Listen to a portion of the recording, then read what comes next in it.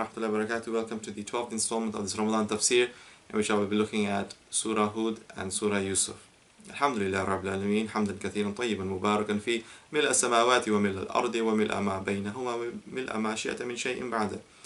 Allahumma salli wa sallim barik ala Sayyidina Muhammad wa ala alihi amma ba'd. In the two chapters we'll be looking at today, Surah Yusuf and Surah Hud, we have two chapters named again after the prophets, as we saw in the previous previous chapter of Surah Yunus.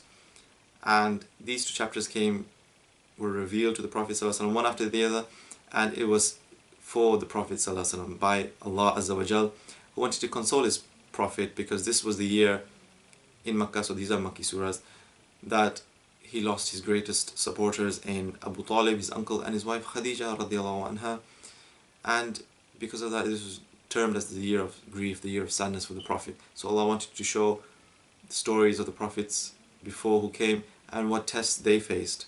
And as we see in Surah Yusuf, one of the greatest tests that came for him, that he was even in a jail cell, for example, and being accused. So in these two surahs are for the Prophet to lighten his heart and to make him be more happy and cheerful for all the things he faced, and because of the mushrikeen and the people of Makkah, what they did to him in terms of persecution to him and his people. So it was difficult times, as well as losing his supporters. Now, this Surah Hud goes into detail about stories of prophets, story of Prophet Nuh alayhi salam, Prophet Hud alayhi salam as well. His people, the Ad, they were the most arrogant. Who more stronger than us, they would say, and these are the ones who built into the rocks and the mountains, and until today we can see the remnants of that. And in Surah Yusuf, it's a surah that, along with Surah Maryam, the people of Jannah get delighted with and cheerful with when they listen to it. Such is the beauty in these two surahs of Maryam and Yusuf, Prophet Yusuf, Surah Yusuf, that the way the language is used, the way Allah mentions things in there, it's a delight to hear.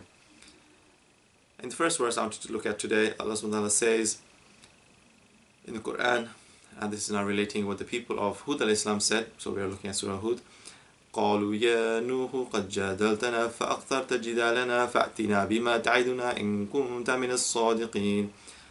They said, "Oh Nuh, you argue with us a lot.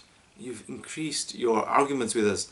So now bring us what you have promised us. What you're threatening with us. فأتنا بما تعدنا. Bring us what you have been telling us, that we're going to be having this punishment, etc., etc. Bring it to us, bring it on." So this is them bringing, laying down the gauntlet, and then Allah subhanahu wa ta'ala, He brings His punishment with the rain that doesn't cease. The earth was made to bear open, and the earth was made to not soak up anything. Then after that, so this is now the part of the aftermath, where Allah subhanahu wa ta'ala then says, "Well, قِيلَ يَا أَرْضُ, O earth, إِبْلِعِي مَاءَكِ وَأَقْلِعِي وَيَا سَمَاءُ أَقْلِعِي." So here Allah says, "O earth, suck what is on you." So now this is the post-flooding, and O earth, O sky, heavens, stop your rain. So this is Allah now post this flooding period, where Allah is telling us the earth to suck up all the water, as well as the earth to stop, and to stop this punishment that had already now destroyed the people of Nuh alayhi salam, who were in the wrong. And here Allah has used tibaq, juxtaposition, for the earth to suck and the sky to stop, and to both areas Allah has used tibaq. As well as in the previous one, فَأْتِنَا بِمَا تَعِدُنَا, that the people are giving in like an order, like فَأْتِنَا, bring it on, what you have promised us, what you threatened us all that time. And Nuh alayhi salam was calling his people for 950 years in terms of argument, in debates, in good ways. And that was the end result. And that amr is basically a sarcasm and is a bit of a mockery and ridiculing the Prophet Nuh alayhi salam. That's what you face for all these years. So for the Prophet ﷺ, it was like a bit of a consoling him, that your brethren, your brothers in arms, all the other prophets, they went through such, and as well as other things that were difficult for them as well. In the next verse, Allah subhanahu wa ta'ala says, فَأَمَّا الَّذِينَ شَقُوا فَفِي النَّارِ لَهُمْ فِيهَا زَفِيرٌ وَشَهِيقٌ وَأَمَّا الَّذِينَ سُعِدُوا فَفِي الْجَنَّةِ خَالِدِينَ فِيهَا مَا دَامَتِ السَّمَاوَاتُ وَالْأَرْضُ إِلَّا مَا شَاءَ رَبُّكَ عَطَاءً غَيْرَ مَجْذُوذٍ. So here Allah subhanahu wa ta'ala says, as for those who are wretched, they shall be in the fire. For them there is nothing crying and howling. So that's one group of people. The ones who will be the unsuccessful ones, the wretched ones. And as for the other ones, as for those who are blessed, the successful ones with Jannah, they shall be in paradise, living there forever, as long as the earth and heavens remain intact, unless your Lord wills otherwise. And then Allah subhanahu wa ta'ala finishes it off with, it will be an award never to be seized. So Allah subhanahu wa ta'ala has mentioned two types of people: the ones who die in the wretched state, die on kufr, and the ones who are the successful ones who will die on iman. May Allah make us from those who die on iman and belief. And here Allah is showing us laf wa nashr, unfolding and folding, term in Balagha, well as kind of detailing different types of areas, and he's kind of like going around intertwining between that. And the people, we all, from the start, Allah subhanahu wa ta'ala is in full knowledge of who is going to end up there, and He knows from the start you're either the successful one or you're the wretched one. It doesn't change suddenly, like you were a Muslim and then suddenly at the end of the days you become a non-Muslim. That can happen, but from the start he was one of the wretched ones, even though he was Muslim for all that time, and then he became non-Muslim towards the end of time. May Allah protect us from that. And the opposite is true: someone who's not Muslim the whole life and then in the end becomes a Muslim on his deathbed, for example.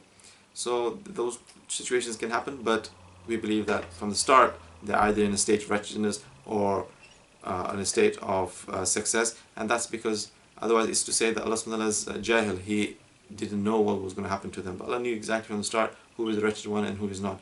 As we said, Alastu bi rabbikum, that He asked us, am I not your Lord? And the ones who wanted Islam and wanted to follow this, we said Bala, when we are in our spirit form, ruhaniya form.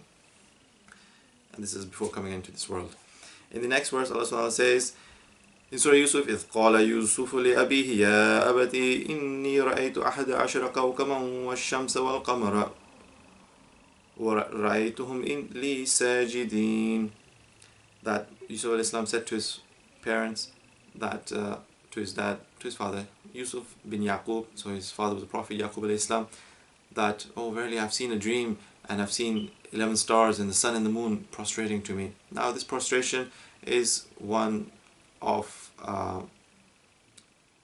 not of ibadah, of worship. Nobody is worshipping Yusuf alayhi salam, as they were asked, the angels and the ones dwellers of heaven, to prostrate along with Iblis, Shaitan, to prostrate to Adam alayhi salam. It wasn't of worship, it was of ta'zeem. It was for showing Allah subhanahu wa ta'ala just created Adam alayhi salam. This is to show Allah subhanahu wa ta'ala's greatness and supremeness. So it's in that sense, and this is now in a dream, so we don't extract rulings on that for whatever happens in dreams.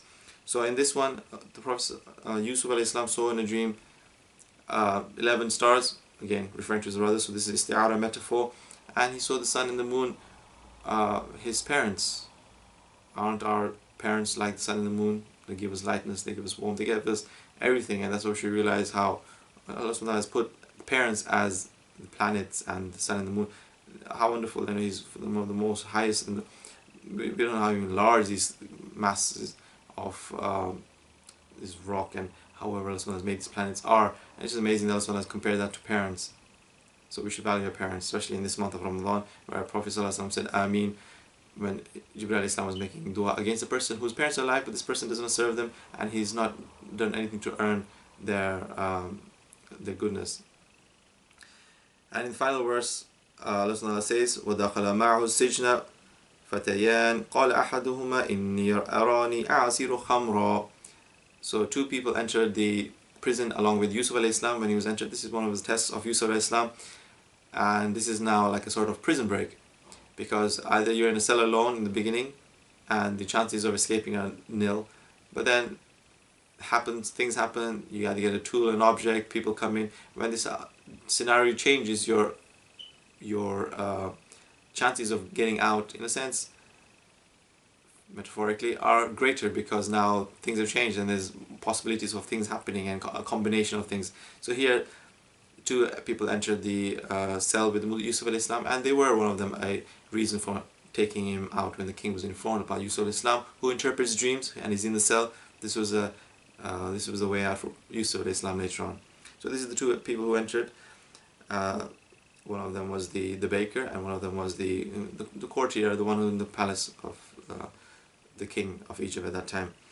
And قال أحدهما إني, one of them said, إني أراني أعصر خمرا. He saw himself pressing wine. Now, this is no use of metaphor. You do not press wine, you press grapes to make wine. So this is metaphor of what will happen. We've seen already the metaphor of Allah using face. We submitted our face to Allah in the beginning, and the face was a juz of a huge thing, which is all our body. We submit our own self and everything when we worship Allah. So that's from a small part showing a huge part, and this is of something that turns into. So you use wine, but this is showing the end product. So you use the end product to tell you that it's actually about grapes, that it was pressed. وصلى الله على سيدنا محمد وعلى آله وصحبه أجمعين.